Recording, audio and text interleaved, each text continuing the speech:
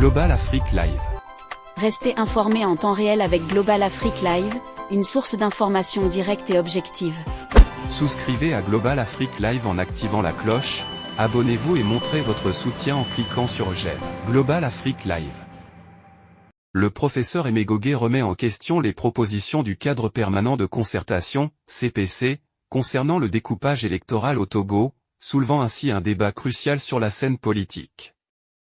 À la tête de l'Alliance des démocrates pour un développement intégral, ADI, le professeur Goge exprime ouvertement son opposition aux récentes suggestions du CPC et met en exergue la complexité de la situation politique actuelle. Dans un communiqué émis le vendredi 15 décembre 2023, l'ADI appelle à une réflexion approfondie sur le découpage électoral, critiquant particulièrement l'utilisation des communes comme base pour cette opération.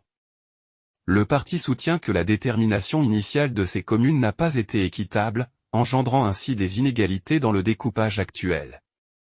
Le professeur Emegoge souligne que le découpage actuel favorise certaines régions au détriment d'autres, mettant en avant le risque d'inégalité flagrante et la croissance excessive du nombre de députés, actuellement 117, par rapport à la population. L'ADI compare la représentation parlementaire du Togo à celle de ses voisins tels que le Bénin, la Côte d'Ivoire et le Sénégal, pointant des ratios députés à habitants plus élevés au Togo. Alors qu'au Bénin, on compte un député pour environ 128 000 habitants, en Côte d'Ivoire, il s'agit d'un député pour environ 115 000 habitants, et au Sénégal, un député représente environ 110 000 habitants, au Togo, nous avons un député pour moins de 90 000 habitants, précise le parti.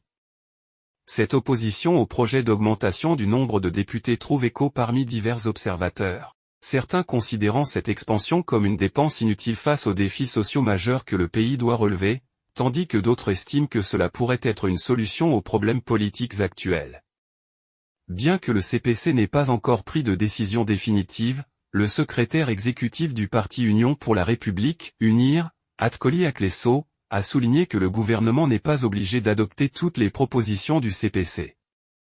Il est également suggéré aux membres du CPC de tenir compte des observations émises par des acteurs externes, telles que celles avancées par le parti ADI, avant de parvenir à une conclusion.